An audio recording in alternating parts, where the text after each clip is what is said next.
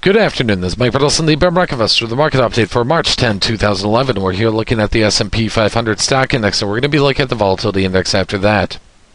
Now, I apologize, I have not had an opportunity this week to create a video. I've been pretty busy, and I have not been afforded the time to do so. But I do from time to time post comments in the YouTube channel. So particularly when there's something I really want to say but don't have the opportunity to create a video. Or it could be during the intraday time frame and I want to post something that I think is very important. Now, one of the things I was concerned about over the last couple days here was that there was a strong possibility that we were in a fourth wave triangle. And particularly with the way we left the end of the session yesterday. Okay, I had placed a stop that of course I didn't hit because we never broke above these levels right here. And what was concerning me was that in the morning we were going to see a thrust to the upside. So I never actually took myself out, but I was pretty concerned that we're going to have a strong thrust to the upside, as I would expect after a triangle has finished and we were trying to break out of it. Now, a fourth wave triangle would have looked something like this. We had an A wave, which would have actually been 3 waves and not 5. A B wave, a C wave, a D wave, an E wave, and throughout yesterday we were attempting to break to the upside but didn't quite do it before the end of the session. Okay? That was making me pretty nervous. Now, there is 2 possibilities at this point. One is that the trend has changed from up to down in terms of the larger trend, and that we have in fact ended an ABC correction from the March 2009 lows back on February 18, and that we had our first 5-wave decline. Now remember what I said about Elliott wave. Corrections, when they take the form of an ABC correction, oftentimes will have A waves as a 5-wave push right here. You'll see a B wave transpire in 3 waves, or it could be a triangle, and then you'll have a C wave push, in this case to the downside, that will also unravel in 5 waves, similar to A. So that's possibly what we have going on here. But we also know that in the case of an impulse pattern where we actually do change the larger trend, we are going to have a 5-wave push to the downside, a 3-wave correction, or some combination of a 3-wave correction, and then we're going to continue on with a 5-wave push to the downside for wave 3. We'll see a 3-wave correction or a combination of a 3-wave correction in the case of a 4th wave, and then we'll see a 5th wave to the downside. After that, completing a larger 5-wave push to the downside. Now we don't have that yet. What concerns me is that this still could be read as a B-wave triangle. The only place in Elliott wave that you can have a triangle, let me be very clear, the only place is in a 4th wave or in a B wave. In the case of a B wave, this is what this would look like right here. Okay, we had the end of wave A right here. Then we entered into our B wave triangle, in which case we'd have A, B, C, D, E, and then we broke down. And this would unravel in 5 waves. Now, we may have possibly had already 5 waves to the downside in a C wave, but it still could be just a subdivision of a 5-wave push. In either case, I am a little bit worried because this does look to me to be a B wave triangle, since we have eliminated the possibility of a fourth wave triangle. The only way we can eliminate this as a B wave triangle is to continue on to the downside with a larger 5-wave push to the downside. Okay? That's the only way we can eliminate this. Now, the way we would eliminate the possibility of a 5-wave push to the downside in the larger context, in that we have changed the trend from up to down in the larger context, is if we would break above this high right here. If we do so without actually putting in a larger 5 waves down, then that suggests that in fact this is an ABC correction. In the context of this not being a B wave triangle right here, this is what this would look like. 5-wave push to the downside right here, completing wave 1. We completed wave 2 here in an ABC correction, which is also made up in this case of 5 waves, 3 waves, 5 waves. Then we had a first wave down, potentially ending at this level right here.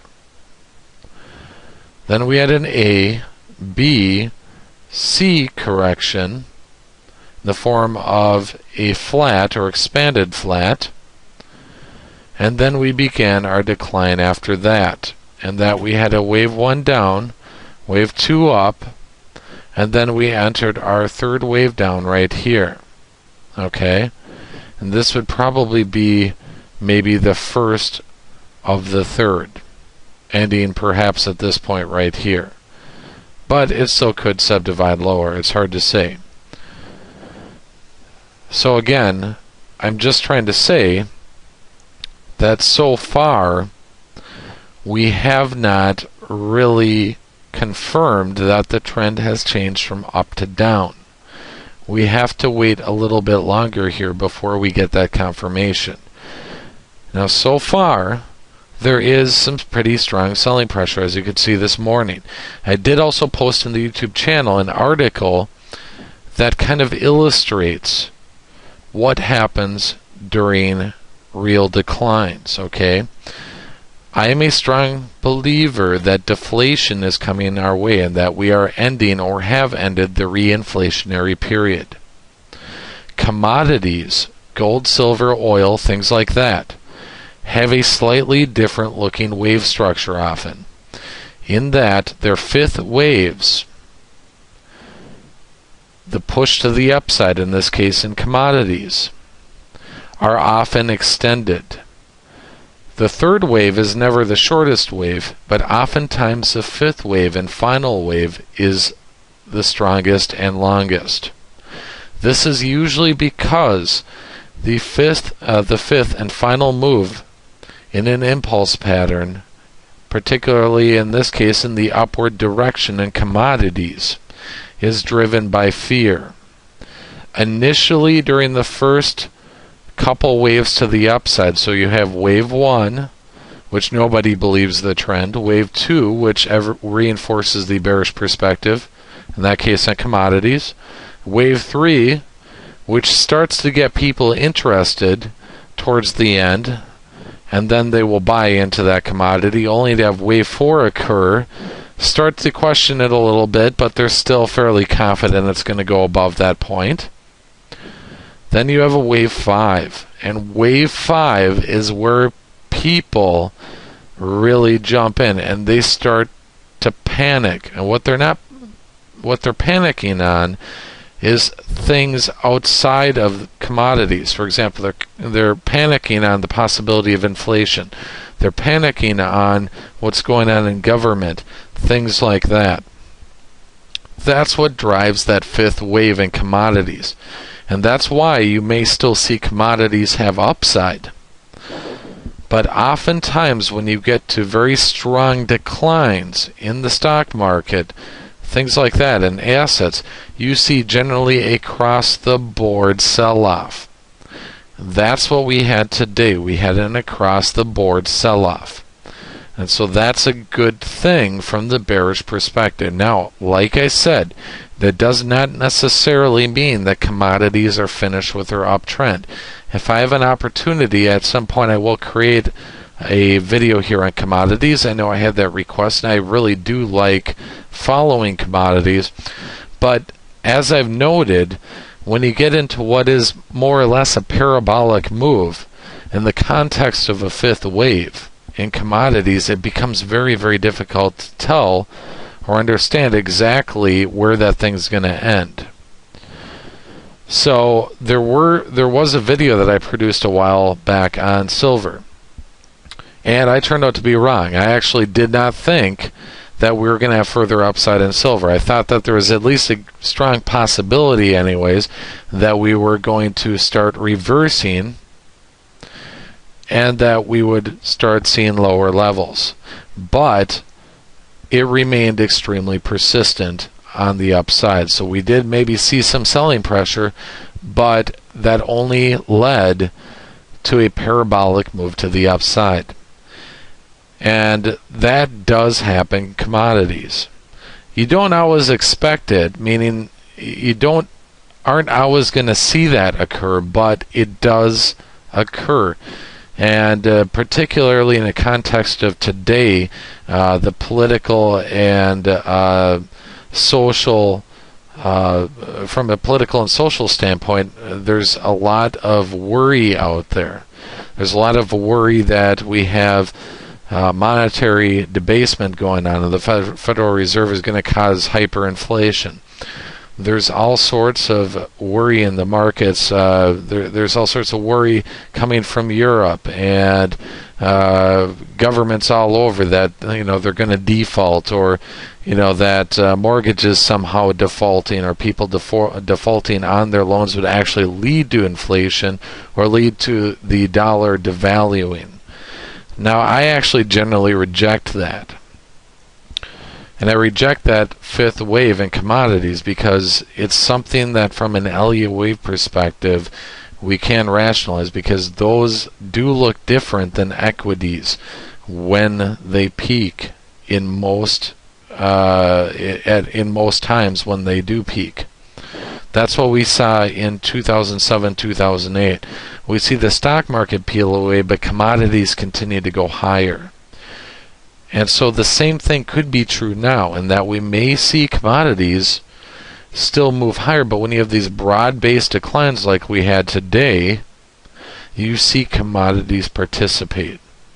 But we could see a rebound when this strong decline is done here, much stronger in the commodity side, and bring us to new highs. All that stuff is possible. So I'm just a deflationist right here. I believe that the defaults do not lead to inflation, they lead to deflation. Now, before I get too far off in a tangent, I do want to jump back into the hourly time frame here on the S&P 500 and then move on to the Volatility Index after we've had a chance to look pretty thoroughly here at the different time frames. It does look like we are seeing some good weakness here in the markets. The MACD continues to move lower in the hourly time frame. While not yet having broken below this last low right here, we are in fact seeing the MACD histogram having ticked up right here, ticking back down. We are seeing the stochastic well into oversold territory here, showing that there is strength in this downtrend. We're seeing the RSI show some real weakness here down at 25. Now, ideally, we want to see this continue to move lower, as we saw back here. We could be in the process of starting that next decline right there. Or we could be carving out a little longer divergence here, in that if we see a little bit of further selling pressure, that does not result much in a lower low on the RSI, not coming to this low right here.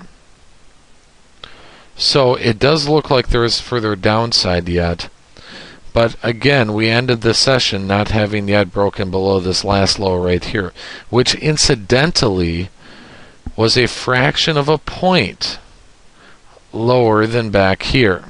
All right, a fraction of a point. That suggests to me that we are going to see further downside.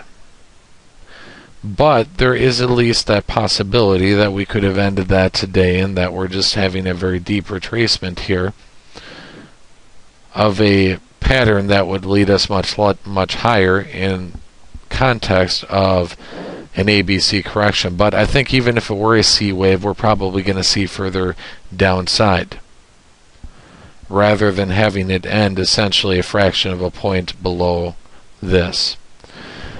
So that said, let's jump into some of the other charts. Now we're looking at the 30-minute chart here, the S&P 500, and what I want to show you is that we are not seeing quite as much momentum here in the 30-minute chart to the downside as we were seeing in the hourly time frame. All right, we're seeing a bit of a divergence here occurring in the MACD histogram with price, okay, where we had gone to lower lows right here, but the MACD histogram has moved on higher. That creates a short term, at least in this case, bullish divergence. But this is still bearish. We are still below the zero line here on the MACD histogram, and the MACD continues to move down. It has not leveled off here, although we are seeing a little bit of leveling occur, which is why we're seeing this MACD histogram continue to move up, suggesting that while there is a bearish bias, we're not quite as strong to the downside here in this chart from this particular indicator's perspective. We're also seeing that in terms of price right there. The stochastic does not have the same divergence as the MACD histogram, although we can see right here the MACD, as I noted, was continuing to move down, as is the stochastic, and we're well into oversold territory, showing some strength with this downtrend. The RSI is also showing weakness, but we're not at extreme levels on the RSI, showing that this decline has quite as much teeth to it, or quite as much strength to it, as we would like to see. So we do want to see this RSI continue to move lower and show strength in the decline. Let's go ahead and jump into the 15 and then 5-minute charts. Now looking at the 15-minute time frame, we're seeing divergence in price in our indicators again, more so here than we were even seeing in the 30-minute time frame. And that you can see the MACD, while still in negative territory and with a bearish bias, is ever so slightly trending to the upside. Likewise, our MACD histogram, of course, is in positive territory because we are trending to the upside. And we have that divergence in place right there. We have, at least for the moment, a divergence in the stochastic, although it looks like we are trying to pull back down again here and move into oversold territory. We're not quite there yet. Ideally, we'd like to see this at least equal or move lower than this right here, with a strong push to the downside. But if we don't get that, that's because we're seeing the divergence right here carve out in our indicators. The RSI is doing the same thing right here. While still bearish, being below the 50, we are seeing a bullish divergence there as well for the short term. So we're going to have to wait and see what happens tomorrow morning. But the hourly chart seems to suggest that we should see further selling, at least even if we have a short-term push to the upside. Let's go and jump into the 5-minute time frame. Now here in the 5-minute time frame, we're seeing relative trendlessness, as we would expect from moving sideways for so long. We're seeing a bearish bias on everything here, but we're not seeing any real strength in the downtrend. The MACD and MACD histogram are below zero, showing that bearish bias. The stochastic is not in oversold territory, but is curling over, looking like it wants to go there.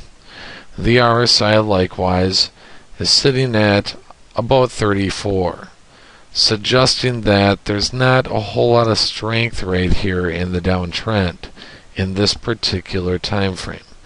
So tomorrow morning and tomorrow in general do have some options. And as I've noted from the larger perspective, the two big options out there. Either we're in a wave 4 that will result in an ABC correction, having already seen a B wave triangle, or we're entering into a third wave push to the downside, which should lead to further selling like what we saw this morning. Probably even stronger, because as of yet, this third wave is still shorter than the first wave, okay, which is extremely unusual.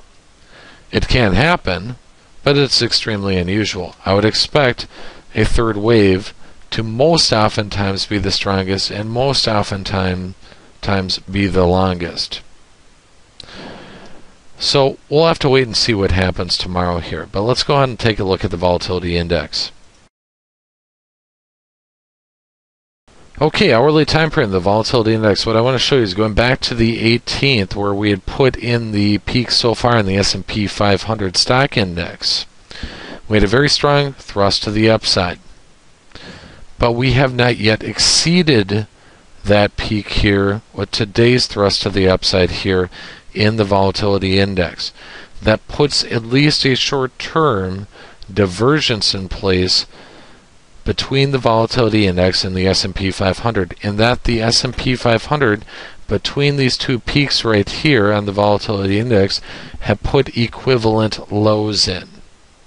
Now, I'm not sure what to make of that just yet, but another important thing of note, we also had in the volatility index what can be construed as a triangle. This is seen very clearly here in the volatility index, where it's a little bit less clear in the S&P 500.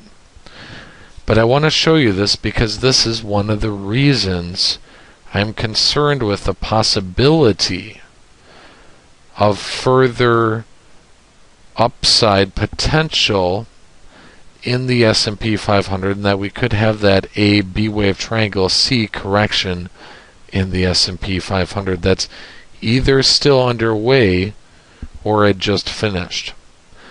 So those are things that are going to have to be worked out here in the coming days and weeks in the S&P 500 and the volatility index. But hopefully tomorrow we have a little further information. We could still move on up here in the volatility index and crest this peak right here. I would like to see that. I would like to see further strength here in the volatility index. But regardless, we can't quite yet until we see those 5 waves down in the bigger picture on the S&P 500 discount the possibility that we have an A B wave triangle C correction going on in the S&P 500, and that it could be a 4th wave. Okay, lastly, if you would not mind, please do rate the video or comment on it. If you have not already done so, please do consider subscribing to the YouTube channel. It's always great for me because it helps me understand who's following the work that I'm publishing here in these videos, and it helps motivate me to continue to do so. In any case, have a great day. I look forward to creating a video over this weekend for you as I have an opportunity to do so. Thanks.